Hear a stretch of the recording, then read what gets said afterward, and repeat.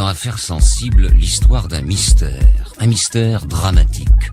La disparition de l'avion de la Malaysia Airlines, sorti brutalement des écrans radars et des contacts radio alors qu'il volait au-dessus du golfe de Thaïlande. Une histoire dont les plaies sont loin d'être cicatrisées, d'abord parce que le drame est récent, mars dernier, et puis surtout parce que l'avion a disparu. Aucune trace de lui, aucune piste, rien. Et donc cette question lancinante, comment un objet aussi gros de plus de 60 mètres de long peut-il disparaître de cette façon sans laisser de traces ? Telle est l'histoire du vol MH370 de la compagnie nationale malaisienne qui a décollé dans la nuit du 8 au 9 mars de Kuala Lumpur pour un vol qui devait durer 6 heures et 20 minutes. Or, ce Boeing 777, l'un des avions, sinon l'avion le plus sûr qui soit, ne posera jamais ses roues sur l'aéroport de Pékin, sa destination. C'est une demi-heure après son décollage, alors qu'il quitte l'espace aérien malaisien pour s'enfoncer dans la nuit noire au-dessus du golfe de Thaïlande, que l'avion va se volatiliser, ne plus jamais donner signe de vie. Avec lui, ce sont 227 passagers et 12 membres d'équipage qui disparaissent. Parmi eux, 4 Français, dont la femme et les enfants de Guylain Vatrelot, que notre reporter Anaël Verzo a rencontré et que vous pourrez entendre en seconde partie d'émission. Cette affaire du vol MH370 est unique en son genre, car pour la première fois dans une catastrophe aérienne, il n'y a ni avion, ni boîte noire, ni survivant pour apporter une quelconque explication. C'est sans doute aussi la raison pour laquelle, face à la loi du silence de plusieurs pays et à l'opacité de l'enquête menée par les autorités malaisiennes, le malaise est si grand. Incidents techniques, défaillances humaines dans le cockpit, détournements, missiles, dans ce désert d'éléments matériels, et à cause de ce désert, on ne peut rien écarter, mais on ne peut rien savoir, d'où le malaise. Alors, que s'est-il passé en cette nuit du 8 au 9 mars au-dessus de l'océan, à plus de 10 000 mètres d'altitude ? Un écrivain français, écrivain à succès, passionné d'aviation et dont l'essentiel de l'œuvre romanesque est adossé à la réalité historique, Hoover, Kennedy, le Kursk, la Première Guerre, est parti enquêter il y a 10 jours aux Maldives et il nous dira pourquoi aux Maldives. Cet écrivain, c'est Marc Duguin, qui publie un dossier de 8 pages dans Paris Match. Il est sur cette affaire notre invité aujourd'hui en partenariat avec l'hebdomadaire. Nous le retrouverons après le récit. Affaires sensibles, une émission de France Inter en partenariat avec l'INA, préparée par Adrien Cara avec l'appui des documentalistes de Radio France et de l'INA. Attaché de production Léa Dupouyenquin, coordination Christophe Barrère, programmation musicale Thierry Dupin, réalisation Coyen Guyenne et Jérôme Chélius, à la technique aujourd'hui Benjamin Lagatinet, Alain Gadan. Fabrice Drouel, Affaires sensibles sur France Inter.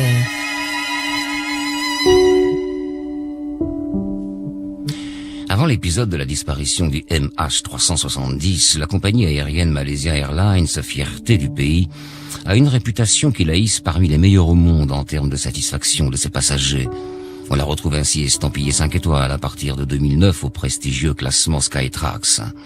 Elle est également élue à plusieurs reprises compagnie aérienne asiatique de l'année. Niveau sécurité, la compagnie répond aux standards exigeants des compagnies les plus en pointe. Elle remplit parfaitement ses obligations vis-à-vis de l'Organisation de l'aviation civile internationale. Elle fait même figure de bonne élève, car au cours de la dernière décennie, elle n'a connu que 2 incidents techniques en vol, et il faut remonter 19 ans plus tôt pour trouver un accident mortel. Et puis sa flotte est récente, ses avions plutôt neufs. Bref, la Malaysia Airlines est une compagnie très fréquentable.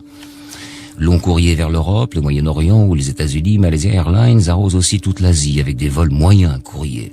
Une liaison par jour, par exemple, entre Kuala Lumpur et Pékin, essentiellement sur Boeing 777-200, un appareil lancé en 1995 et considéré par beaucoup de compagnies aériennes à travers le monde comme le standard de l'appareil long courrier, tant par son rayon d'action, qui peut atteindre 14 000 km, que par sa faillibilité mécanique. Cet avion type long cigare ressemble un peu à l'A340 dont il est le concurrent direct. D'ailleurs, pour Michel Polaco, consultant aéronautique pour Radio France, s'il y a un problème, il n'est pas à chercher du côté de la compagnie, ni de l'avion. C'est une bonne compagnie, avec des équipages sérieux, bien formés, qui exploitent une flotte d'avions modernes. On est dans une situation où ni l'avion ni la compagnie ne peuvent être a priori des explications. Ça paraît clair, effectivement, ce n'est probablement pas de ce côté-là que se niche la vérité. En cette nuit du samedi 8 mars 2014, il est minuit 40, heure de Kuala Lumpur. Sur la piste de décollage, le Boeing 777 du vol Malaysia Airlines 370 attend. Destination Pékin. Temps de parcours prévu 6h20. À bord, 227 passagers, en grande majorité des touristes chinois, mais aussi quelques Américains, des Européens et autres nationalités. On compte 12 membres d'équipage. Aux commandes de l'appareil, Zahari bin Ahmad Shah, un pilote expérimenté de 54 ans. Pour ce vol, il est assisté de Farik bin Hamid, son copilote. Plus jeune, il a seulement 27 ans. Après l'autorisation de la tour de contrôle, le commandant pousse la manette de gaz, l'appareil accélère, rotation comme disent les pilotes, il décolle. Alors que l'appareil grimpe pour atteindre son altitude de croisière à 35 000 pieds, soit un peu plus de 10 km d'altitude, tout va bien dans le cockpit, la routine. Pendant la demi-heure qui suit son décollage, l'avion respecte à la lettre son plan de vol. Il fait route plein nord en direction des côtes du Vietnam qu'il est censé longer pour rejoindre Pékin. À 1h19, le pilote envoie son dernier message aux contrôleurs malaisiens. Il leur souhaite bonne nuit. Dans les instants qui suivent, l'appareil sort du contrôle radar. Là encore, rien de plus normal. Quelques minutes plus tard, à 1h22, le transpondeur qui sert à localiser et identifier l'avion est subitement débranché, tout comme l'autre système, l'ADS-B, qui, lui, précise son positionnement par satellite. Selon les données des contrôleurs aériens, l'avion aurait subitement viré de bord pour faire chemin inverse et retourner sur la Malaisie.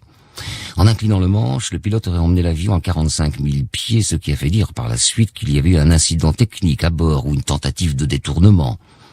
Toujours est-il qu'à ce moment-là, personne ne sait ce qui se passe dans le cockpit, mais on a compris que quelque chose ne tourne pas rond. Peu après, le troisième système, la CARS, qui envoie les données techniques du vol à Boeing, n'émet plus. Désormais, sans transpondeur ni système ADS-B et sans un CARS, l'appareil n'est plus détectable. Au Vietnam, on tente de contacter l'appareil, aucune réponse. Les autorités vietnamiennes demandent alors à l'avion commercial présumé le plus proche d'entrer en contact avec le vol MH370. Son pilote tente d'échanger avec la radio, il n'entendra pour seule réponse que des marmonnements sur fond de parasites. À 1h38, le contrôle aérien vietnamien appelle alors Kuala Lumpur pour l'informer de la perte de contact. Et là, le centre des opérations de Malaysia Airlines répond que des échanges de données sont toujours possibles avec l'appareil et que celui-ci serait au-dessus de l'espace aérien cambodgien, 300 km à l'est de sa trajectoire initiale. Dès lors, les éléments troublants, pour ne pas dire contradictoires, vont s'enchaîner. À 2h22, un radar militaire malais localise l'appareil dans la mer d'Andaman à 370 km au nord-ouest de la Malaisie. Il ferait route plein ouest. Autre élément étonnant, alors que tous les contacts, radio, transpondeurs, ACARS et ADS-B sont coupés avec l'avion, les log on request, ces signaux qu'envoie le motoriste Rolls-Royce à l'appareil, continuent d'être reçus pendant plusieurs heures. L'appareil ne répond pas mais accuse réception des messages envoyés par le motoriste qui assure cette procédure normale avec tous les appareils équipés de ces moteurs dans le monde entier. Au centre de crise de Malaysia Airlines, les informations deviennent de plus en plus contradictoires, jusqu'à admettre que la localisation supposée de l'avion plein nord au-dessus du Cambodge répond à des projections, des calculs, oui, mais pas à la réalité. 5h30, le centre de coordination du secours aérien à Kuala Lumpur est activé. 1 heure plus tard, alors qu'il aurait dû se poser à Pékin, l'avion est déclaré disparu et l'annonce est faite aux familles.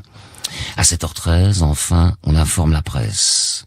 S'affiche alors en rouge sur le tableau des arrivées de l'aéroport de Pékin le message clignotant « Flight from Kuala Lumpur, arrival time 6 EM30, status delayed », puis dans les instants qui suivent « cancelled », supprimé dans le langage aéronautique, peut-être même disparu. Les médias annoncent la suite. Une ligne rouge et une case noire. Le vol MH370 n'est jamais arrivé à Pékin. Parti de Malaisie, l'appareil a disparu des radars 2 heures après son décollage. Les familles patientent, dans l'angoisse. Je n'ai aucune information. Au début, ils ont juste dit qu'il était retardé. Et là, on me donne un document qui me demande d'attendre. Le Boeing 777 de la compagnie Malaysia Airlines, comme celui-ci, avait décollé hier de Kuala Lumpur direction Pékin. Il reste pour l'instant introuvable. Les recherches se concentrent sur cette zone du golfe de Thaïlande, mobilisant les marines vietnamiennes et malaisiennes. Il s'agit d'une zone à la frontière entre l'espace malaisien et le contrôle vietnamien. Les familles ont été rassemblées dans un hôtel à Pékin. 239 personnes se trouvaient à bord, parmi lesquelles 154 Chinois et 4 Français. Insupportable attente. Dans le grand hall de l'aéroport de Pékin, les familles et proches des victimes sont sous le choc. Peu d'informations filtrent depuis le centre de crise de Malaysia Airlines. On sait juste que l'avion est déclaré disparu, faute d'apparaître sur les radars et de ne répondre à aucune fréquence. Personne ne sait encore ni pourquoi, ni comment. Évidemment, quand un avion a décollé et qu'il est affiché cancelled sur l'aéroport d'arrivée, c'est mauvais signe, en tout cas épouvantablement anxiogène pour les familles et les proches qui attendent. Mon fils a seulement 40 ans. Comment est-ce possible de le remplacer? Laissez-la, laissez-la.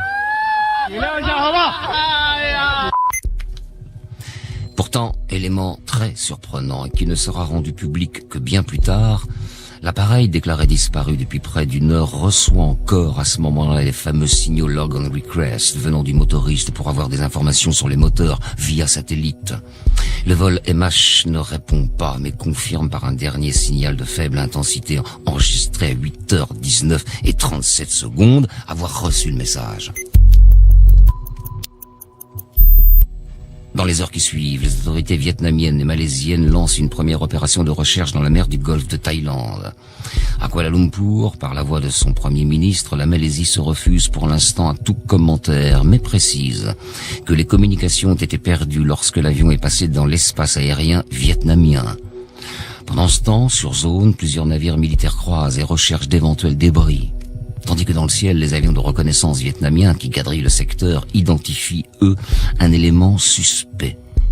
Des traînées de carburant parallèles sur plusieurs centaines de mètres. Des taches qui pourraient provenir de l'avion disparu. Le soir, l'envoyé spécial de France 2, Baptiste Favlos, fait le point sur les recherches. D'impressionnants moyens de recherche ont été déployés dans cette mer de Chine du Sud par la plupart des pays limitrophes. Il fait nuit maintenant en Asie et donc les recherches aériennes, elles, ont été interrompues. En revanche, des navires philippins, malaisiens, vietnamiens et même chinois continuent de patrouiller dans la zone pour tenter de repérer d'éventuels débris. Mais le problème, c'est où patrouiller, puisqu'on sait où l'avion a disparu, mais on ne sait pas où il s'est abîmé, s'il s'est abîmé. Et donc du coup, c'est forcément l'incompréhension ici à Pékin. Je me trouve juste devant l'hôtel Lido, dans lequel sont regroupées les familles des victimes, des Chinois en grande majorité, puisqu'il y avait 154 Chinois à bord de cet appareil. Et forcément, il y a des scènes d'angoisse, des scènes d'attente. La plupart des yeux sont rivés sur les écrans de télévision qui diffusent les journaux de la télévision chinoise et qui apportent finalement les seules informations. Alors, il y avait 14 nationalités au total, dont des Français, vous l'avez dit, 4 Français, 3 membres d'une même famille, une femme de 52 ans, son fils de 17 ans, sa fille de 14 ans, ainsi qu'une autre personne qui accompagnait la famille. Il s'agit d'une jeune fille de 18 ans qui avait la double nationalité française et chinoise. Ils étaient tous scolarisés au lycée français de Pékin. La maman elle-même était la vice-présidente de l'association des parents d'élèves et forcément c'est le choc au lycée français. Une aide, une assistance psychologique a été mise en place lors de la rentrée des classes qui aura lieu lundi ici à Pékin. À bord de l'appareil, parmi les 239 victimes probables, figurent en effet les 4 Français, dont la femme et les 2 enfants de Guylain Vatrelot, dont vous entendrez le témoignage tout à l'heure. Affaire sensible sur France Inter, aujourd'hui la disparition de l'avion de la Malaysia Airlines en mars dernier. Le lendemain de la disparition, certains médias révèlent que l'appareil a probablement changé de cap pour se dérouter plein sud. Les autorités malaisiennes, qui dans cette histoire ne vont cesser de se contredire, soufflant ainsi le chaud et le froid sur l'enquête, démentent fermement. Selon certaines sources, l'avion aurait même pu voler plusieurs heures encore avant de s'écraser.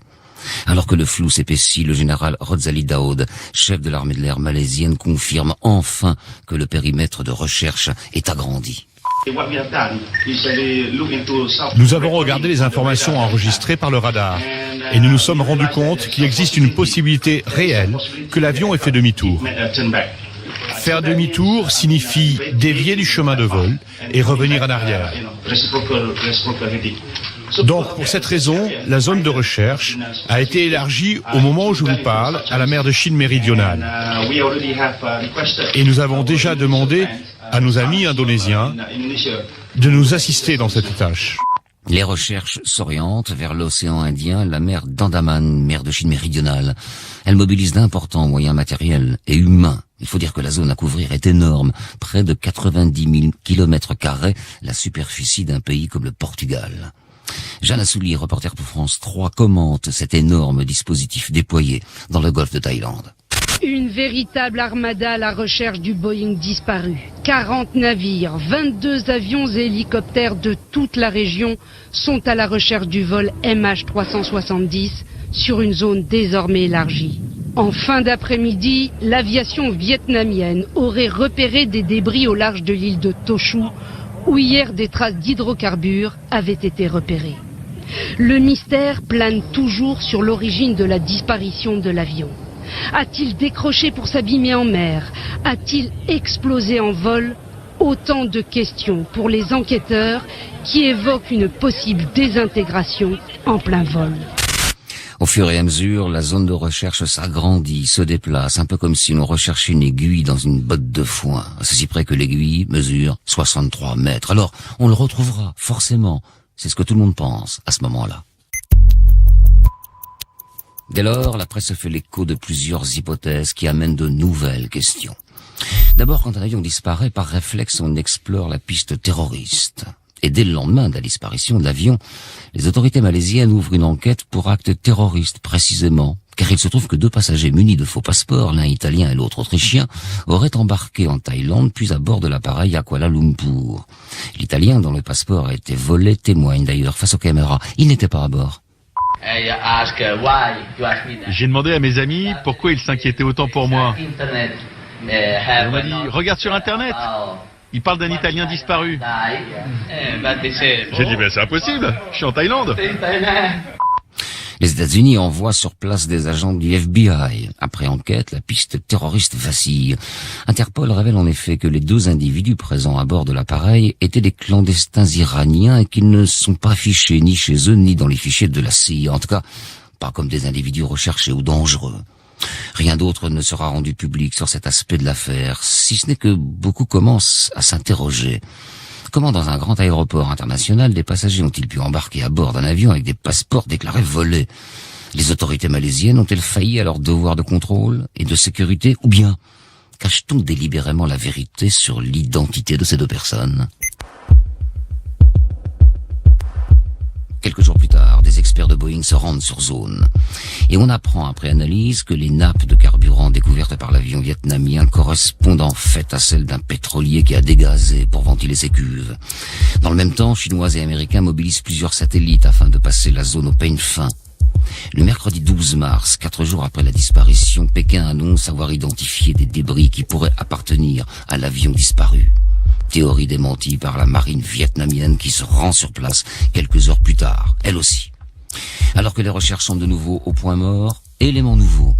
Des enquêteurs américains déclarent dans le Wall Street Journal que l'avion aurait pu voler encore 4 heures et pourrait se trouver bien au-delà de la zone de recherche qui était déterminée.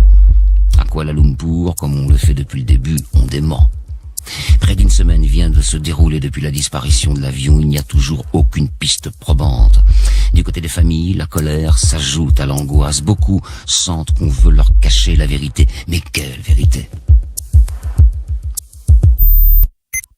Le 17 mars, la police malaisienne mène une perquisition au domicile de 2 pilotes. Chez le commandant, on découvre un simulateur de vol sur lequel, avec un Boeing 777, il se serait entraîné à atterrir sur des pistes très courtes.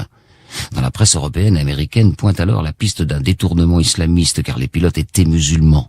Pour les proches du commandant, toute cette histoire ne tient pas à la route.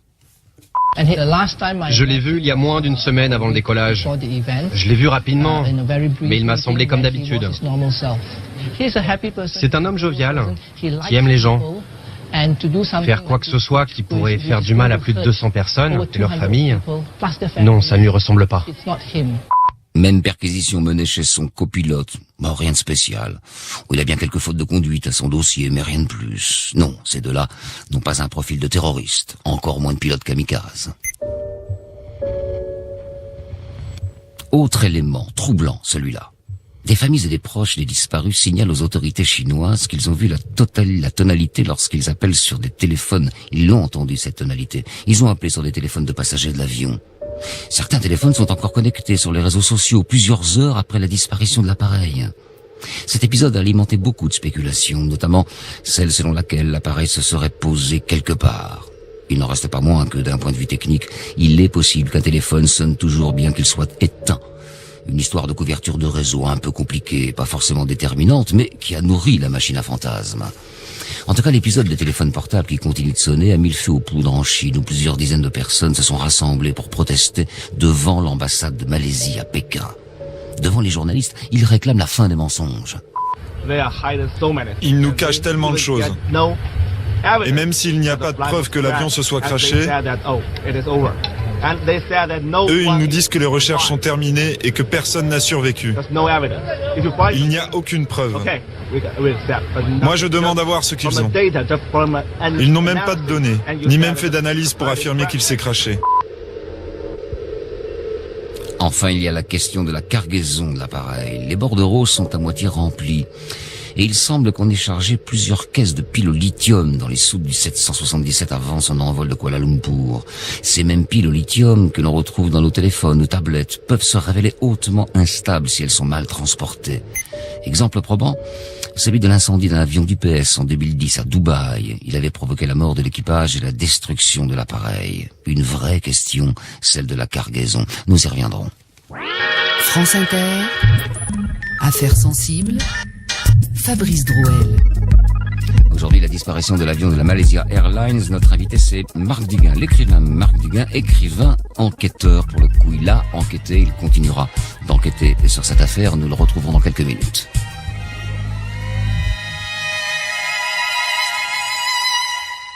Près d'une dizaine de jours après la disparition du MH370, la société britannique Inmarsat, à l'aide du dernier signal de Log on Request reçu par l'appareil et d'une série de calculs algorithmiques, annonce que le Boeing aurait pu suivre une trajectoire en arc de cercle qui l'aurait amené soit plein nord, sur le continent asiatique, là où il y a des radars au sol, et on aurait pu ou dû le repérer, soit plein sud, en plein océan Indien, à proximité des côtes australiennes, là où justement il n'y a pas de radar. Choisissant la seconde option, la communauté internationale va déployer d'importants moyens sur zone. Un satellite français ira même jusqu'à annoncer avoir retrouvé d'étranges débris. Cette piste aussi coûteuse que chronophage se révélera vite être une impasse et amènera vite une nouvelle polémique. A-t-on voulu, avec la piste australienne, égarer un peu plus l'enquête ? Depuis le 9 mars, date de la disparition officielle du vol MH370 d'un Malaysia Airlines, aucun élément de l'enquête n'a officiellement débouché sur quelque chose de probant. Pour les familles des victimes, toutes les pistes n'ont cessé de s'écarter de la vérité. Mais quelle vérité, là encore ?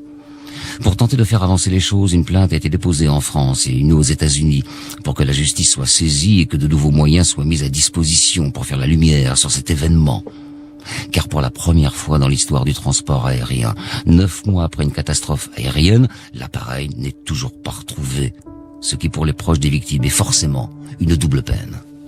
Affaires sensibles sur France Inter. Aujourd'hui, la disparition de l'avion de la Malaysia Airlines. Notre invité, Marc Duguin. Bonjour Marc Duguin. Bonjour. Alors vous êtes l'auteur d'une passionnante enquête, d'ailleurs que tout le monde peut lire dans le Paris Match de cette semaine, et en partenariat avec France Inter. Bon, je rappelle que vous êtes écrivain, mais je l'ai dit au départ, donc on va aller directement dans le sujet. Qu'est-ce qui vous a poussé à vous lancer dans cette enquête, au-delà du fait que vous avez aussi dirigé une compagnie aérienne, vous connaissez très bien l'aviation, mais j'imagine que c'est pas une raison suffisante.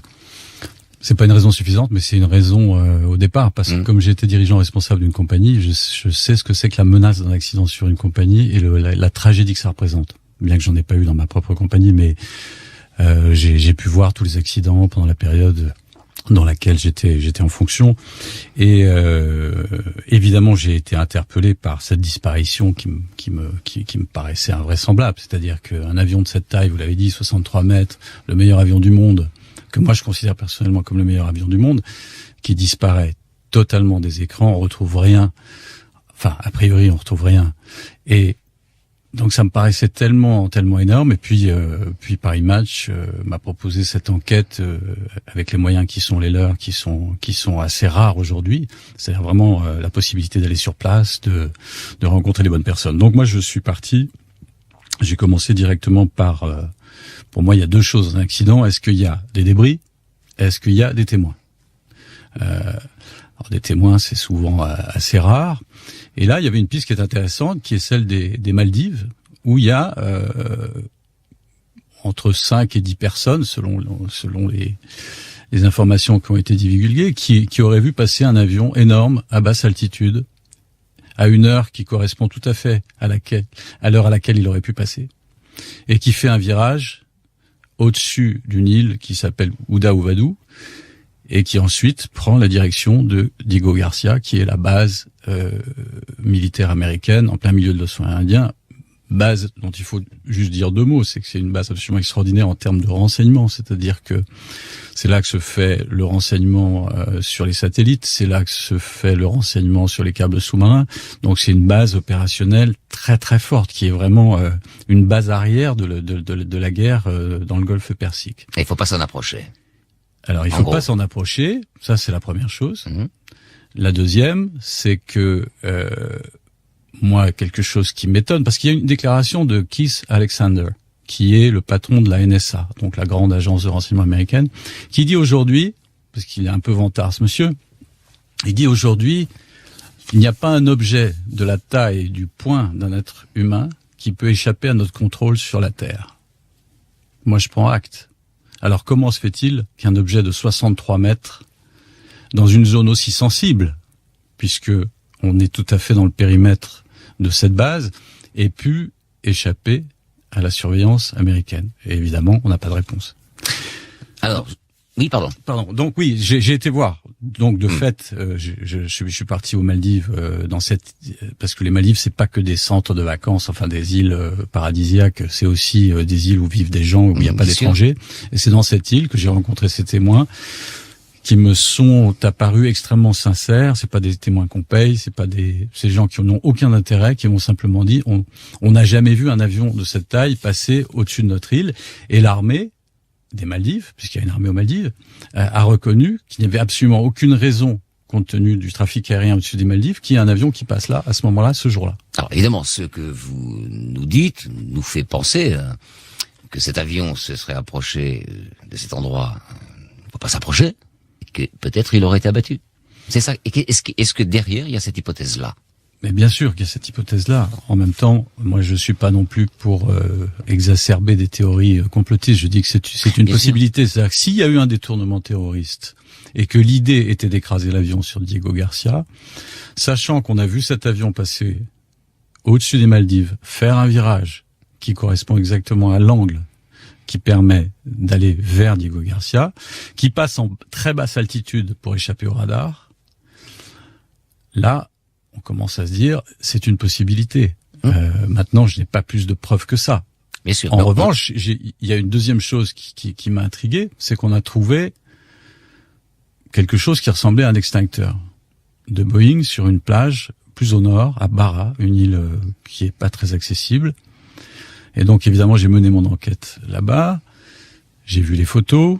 J'ai transmis les photos à la fois aux États-Unis et à un centre de maintenance que je connais bien, et qui m'ont dit ça ressemble quand même très très fortement à un extincteur de Boeing 777. Et là-dessus, alors les autorités malaisiennes nient complètement, disent mais il n'y a jamais eu de témoin aux Maldives, il n'y a jamais eu d'extincteur aux Maldives, alors que à force d'avoir insisté, il y a un militaire des Maldives qui m'a dit, c'est bien un extincteur d'avion. Bon, alors, il y a quand même, là, c'est quand même quelque chose, c'est quand même un indice important. Il y a une omerta, il y a une loi du silence organisée qui nous dit circuler, il n'y a rien à voir, parce que peut-être qu'il y a des vérités indicibles. On va y revenir. Moi, je voudrais qu'on écoute maintenant le témoignage de Guylain Watrelot, donc le père de cette famille française, victime de ce drame, parce que c'est d'abord 239 personnes qui disparaissent. 239 personnes. Lui, il a perdu sa femme et ses 2 enfants. Alors on imagine évidemment le drame humain, et il dit d'ailleurs qu'il lui reste 2 raisons de continuer à vivre. Le fils, il y a un fils, et la vérité concernant cette tragédie. Oui, la vérité, et vous allez l'entendre, il ne va pas baisser les bras. Et il le dit à notre reporter, Anna Leverzo. Vous continuez à travailler? Je continue à travailler. J'ai 2 activités, j'ai mon boulot et j'ai cette enquête parce que je ne crois absolument pas à ce qu'on nous dit depuis le départ. Ce sont les Américains, le FBI qui va chercher le simulateur de vol du pilote au bout d'1 semaine, en nous disant qu'il y a des choses effacées sur ce simulateur, mais qui ne dit jamais rien de plus derrière. Ce sont les Anglais qui disent où est l'avion avec Inmarsat. Et ce sont les Australiens qui cherchent. Donc dans le monde du renseignement, quand vous dites ça à des gens du renseignement, en général, ils vous disent assez rapidement « j'ai compris ». Et donc c'est ce trio infernal qui aujourd'hui mène la danse. Pourquoi ? J'aimerais savoir. Votre hypothèse, c'est quoi ? J'ai pas d'hypothèse parce que j'ai des doutes sur tout ce qu'on nous donne. Donc en fait, je ne sais pas ce qui est vrai et ce qui est faux dans cette histoire. Dès les premiers jours, on a quelque chose à cacher. Je ne sais même pas si finalement les radars malaisiens qui sont de l'autre côté sont vrais. Je n'ai pas de preuves, on nous a jamais apporté aucune preuve dans cette histoire, en tout cas nous, famille. Guylain, vous dites donc, je travaille sur cette enquête. Avec les autres familles, vous avez demandé aussi peut-être à des journalistes ou à des enquêteurs d'aller sur place, de mener l'enquête, ou vous-même vous menez cette enquête personnellement ? Très rapidement, effectivement, on a monté des actions avec les familles. Mais la plus grosse nationalité dans cet avion, c'est 150 Chinois. Rapidement, les 150 Chinois ont été menacés. Certains ont été emmenés au poste pendant 24 heures quand ils se réunissaient, quand ils faisaient des actions envers la Malaysia Airlines, envers le gouvernement malaisien. Donc ils se sont rassemblés un jour devant l'ambassade de Malaisie. Ils ont été embarqués par la police. Je les ai rencontrés la semaine dernière pour la première fois. Et on m'a expliqué qu'on leur avait demandé de ne pas contacter les autres familles des autres pays. Qui leur a fait cette demande ? Le gouvernement chinois. De ne pas contacter les médias des autres pays. Donc aujourd'hui, ils sont menacés. Donc ils n'ont pas le droit d'agir. Et il reste très peu de gens dans cet avion avec qui on peut travailler. Donc il y a une Américaine, il y a 2 Indiens, et il y a une Australienne, et voilà, c'est tout. Mais le gouvernement français dans cette histoire, vous aviez écrit à François Hollande ? C'est ce qui me fait peut-être le plus mal quelque part. Je me sens totalement abandonné par mon pays. D'abord, la première chose, il n'y a jamais eu qui que ce soit du gouvernement qui se soit exprimé sur cette affaire-là. Alors qu'on le voit tous les jours, on le voit tous les jours, dès qu'il y a un Français disparu, dès qu'il y a un otage quelque part, dès qu'on s'exprime. Sur cette affaire-là, depuis le premier jour, personne ne s'est exprimé. J'ai écrit au président en lui demandant pourquoi et j'ai trouvé un peu irrespectueux qu'il ne me réponde pas personnellement, que c'est son chef de cabinet qui me réponde, en me disant on ne sait rien. Vous allez retourner là-bas ? Je voulais pas y retourner. Je suis allé pour la première fois la semaine dernière. Je suis retourné dans cet aéroport et ça a été très dur. C'était le dernier moment où j'avais des nouvelles de ma famille, notamment ma fille qui, dans cet aéroport, envoyait un chat à sa meilleure copine en disant « Je suis content, je vais retrouver mon papa ». C'est le dernier mot de ma fille. Voilà, je suis retourné dans cet aéroport où elle a dit ça. Mais j'étais content de voir les familles, de pouvoir discuter avec eux. J'ai aussi vu des avocats malaisiens qui avaient lancé une action contre le gouvernement malaisien et contre Air Malaysia pour négligence. Ça avance, l'enquête que vous menez avance ? Oui et non, ça avance très doucement. Parce que on se bat contre plus fort que nous. Mais mon espoir, c'est que il y a des tas de gens qui ont des petites pièces du puzzle. Il y a des tas de personnes qui ont parlé ou qui n'ont pas encore parlé, qui savent des tas de choses. Mais ça va prendre du temps. Beaucoup de courage, non ? Non, c'est pas du courage. C'est l'évidence même. Quand ça vous arrive, voilà quoi. Pourquoi ils ont disparu ? J'ai besoin de répondre à cette question. Voilà, j'ai besoin de réponse à cette question et comment on le comprend, cet homme que vous avez rencontré, Marc ? Oui, bien sûr, je l'ai rencontré à 2 reprises. C'est quelqu'un d'extrêmement courageux, d'extrêmement digne. Et il a raison, il a reçu aucune réponse du gouvernement français qui s'agite, a raison d'ailleurs, dès qu'il y a un otage quelque part. Et là, il y a 3 personnes qui ont disparu, mais qui ne sont pas mortes. En fait, en tout cas, on n'a pas de preuves. Et là, le gouvernement français est exactement dans la ligne des autres gouvernements, c'est-à-dire le silence, le mur du silence. Et le problème, c'est que quand on se heurte à un mur du silence comme ça, forcément, l'idée que c'est pas clair commence à germer. Forcément. Et on voit bien, pour ceux qui ont un peu de relation avec la communauté du renseignement, on voit bien que les informations qu'on a, c'est... moi, j'ai été personnellement, d'ailleurs, je dirais pas menacé, mais averti. Par qui ? En disant par des services étrangers, services anglais, me disant votre intérêt, c'est pas de mettre votre nez là-dedans. De toute façon, vous n'arriverez à rien. Et laissez faire le temps.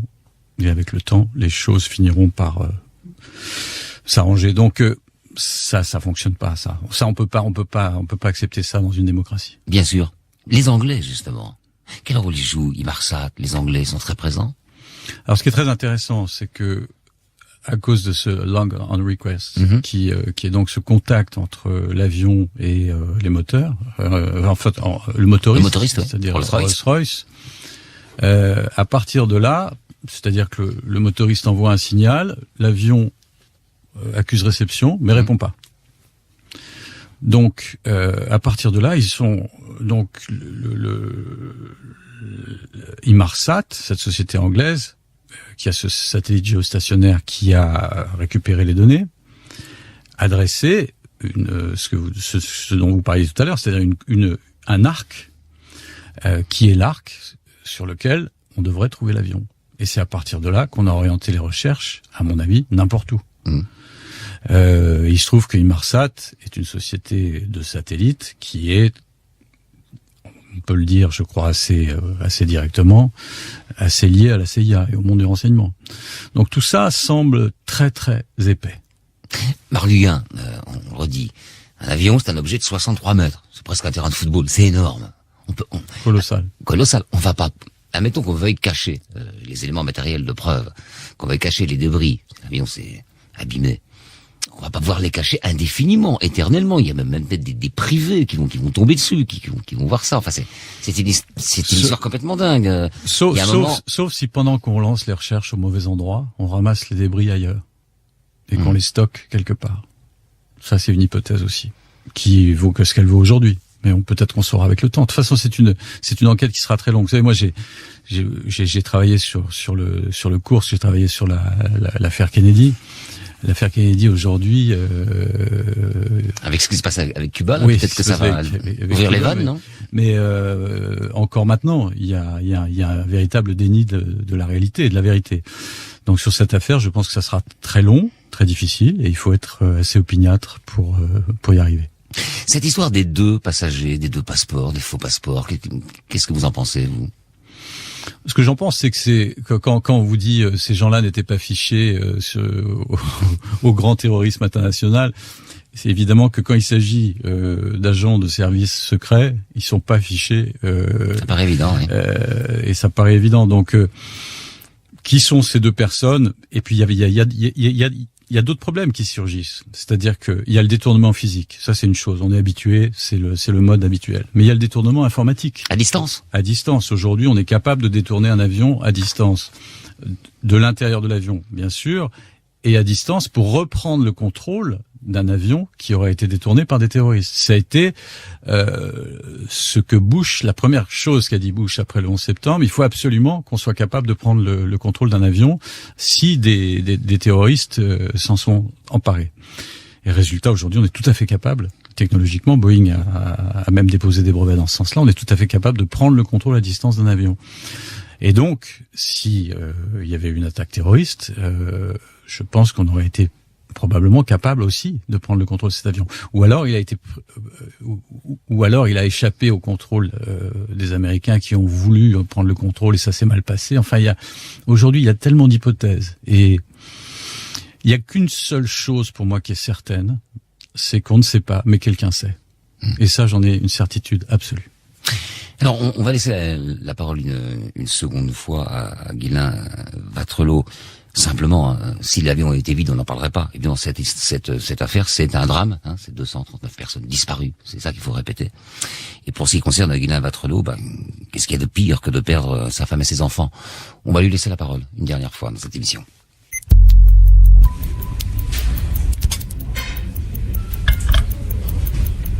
On est avec Guylain Vattrelot à Paris, un peu plus de 9 mois après l'accident. Oui, absolument. L'accident est arrivé le 8 mars. Je dis accident, mais c'est peut-être pas un accident d'ailleurs. Je préfère dire l'incident. Pour moi, ce n'est pas un accident. Là, on parle de la disparition de votre femme et de 2 de vos enfants. Oui. Ma femme et 2 de mes enfants, donc Ambre et Adrien, qui avaient 14 et 17 ans, qui revenaient de vacances passées en Malaisie tous les trois. Et moi, je devais les rejoindre suite à cette semaine de vacances qu'ils avaient passé là-bas. Moi, je travaillais déjà à Paris. Nous devions tous rentrer à Paris en juin. Et j'allais les rejoindre à Pékin, où nous habitions à l'époque, pour que je passe leur deuxième semaine de vacances avec eux. J'ai donc été le dernier à prendre la nouvelle parce que j'étais dans l'avion entre Paris et Pékin au moment où l'incident est arrivé. Et donc j'étais accueilli à la descente de l'avion par l'ambassade de France qui m'a expliqué que tout était terminé. C'est le consul de l'ambassade de France qui m'a accueilli à ma descente d'avion et je le connaissais et qui m'a dit « Guilain, il est arrivé un malheur à ta famille, leur avion est disparu, on ne sait pas où il est, mais globalement il m'a dit il n'y a pas d'espoir ». Et après, il y a beaucoup de temps qui s'est écoulé entre le moment où on vous a appris la disparition de l'avion et les premières recherches. D'abord, je suis resté une semaine à Pékin tout seul. Enfin, mon fils et ma sœur et ma belle-sœur sont venus me rejoindre au bout de 48 heures. Donc il y a eu plusieurs moments. Il y a eu la première semaine où cette semaine a été entre le désespoir et un peu d'espoir parce que finalement l'avion avait disparu mais on savait pas où il était. On était branchés sur CNN et BBC qui passaient 24 heures sur 24 des émissions là-dessus qui étaient sur place et on nous disait l'avion a peut-être été détourné, l'avion a atterri quelque part. Donc on a été dans cette semaine-là sans arrêt entre l'espoir et le désespoir. Il y avait des recherches en mer mais on ne donnait pas de réponse. Et c'est un peu plus tard qu'on a commencé à nous dire que l'avion était parti dans le sud de l'océan Indien et que vraisemblablement il était tombé dans l'eau jusqu'à ce fameux SMS. On nous prévient par SMS le 24 mars pour nous dire tout est fini, l'avion est tombé dans... Qui vous l'annonce? Le gouvernement français? Non, Air Malaysia, Malaysian Airlines. On m'envoie un SMS en me disant... Regardez la télé, le Premier ministre malaisien, et on nous dit l'avion est tombé dans l'océan Indien, tous les passagers sont vraisemblablement tous morts. Voilà comment on me l'annonce. Ouais.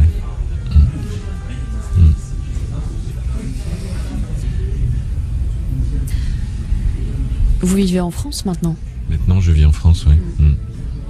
Avec votre fils? Mon fils est étudiant, oui, donc il est sur Paris, moi aussi. Enfin, je le vois le week-end, oui. Lui, il a la vie devant lui, donc il faut qu'il se reconstruise très vite. Il est dans les plus belles années de sa vie. Il faut pas que ça tourne en boucle, comme pour moi. Donc il faut que je lui montre que je mène ce combat. Et il faut que je le protège de ce combat aussi. C'est pas à lui de mener le combat. Lui, il a autre chose à faire. Pour lui, c'est vraiment trop douloureux d'aller là-bas. Ce qui se passe aussi, c'est qu'il s'agit d'une disparition. Il y a toujours l'incertitude dans la disparition. On doit se poser la question, mais peut-être qu'ils peuvent revenir. Il y a toujours l'incertitude et il y a toujours l'espoir. Qui a été retrouvé, il n'y a pas un corps qui a été retrouvé, donc on se dit il y a toujours l'espoir. Et puis de toute façon il y a des gens toutes les semaines qui nous envoient des messages d'espoir. Ils sont prisonniers au Pakistan, ils sont prisonniers en Afghanistan, ils sont prisonniers à Diego Garcia, sur la base américaine. Les familles prient encore, on pense encore qu'ils peuvent revenir, que c'est encore possible, mais bien sûr, parce que de toute façon on n'a aucune preuve du contraire. On peut pas se reconstruire non plus. C'est pas possible. On peut pas faire un enterrement. Même un truc tout bête, je suis allé voir un cimetière un jour en me disant je vais faire quand même quelque chose. Parce que faut bien qu'ils soient quelque part. Ils peuvent pas être nulle part. Et un truc tout bête, le cimetière me dit mais on peut même pas mettre une plaque avec... c'est pas possible. On peut mettre éventuellement en mémoire ou un truc, mais on peut pas mettre une plaque, c'est pas possible. Enfin, je n'ai toujours pas de certificat de décès, donc administrativement, ils sont toujours vivants aussi. Personne ne veut me donner de certificat de décès. Donc de toute façon, administrativement, ils sont toujours vivants. Donc vous imaginez les problèmes de tous les jours. Donc voilà.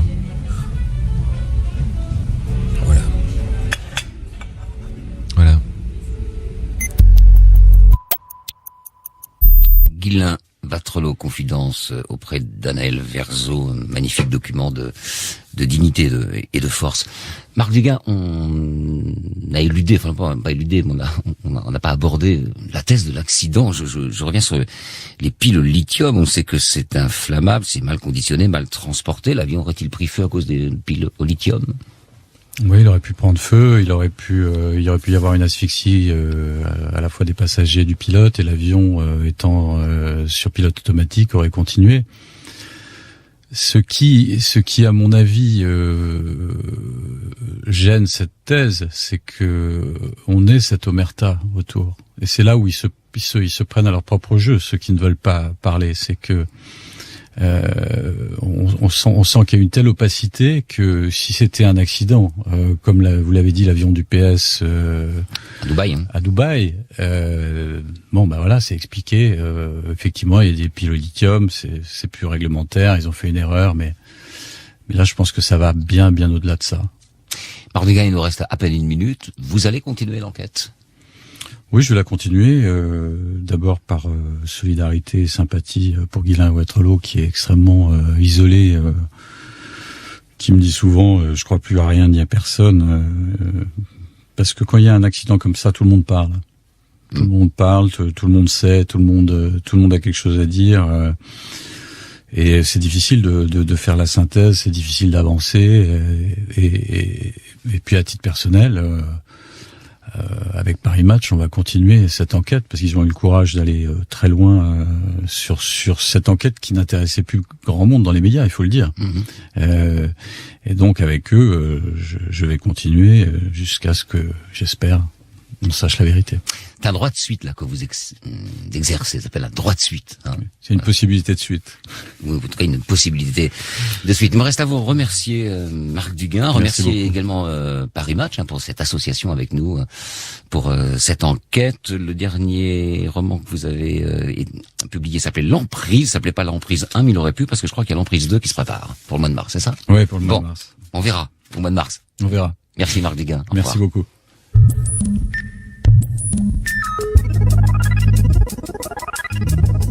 C'était Affaires sensibles, la disparition de l'avion de la Malaysia Airlines. C'est l'émission que vous pouvez réécouter en podcast sur franceinter.fr.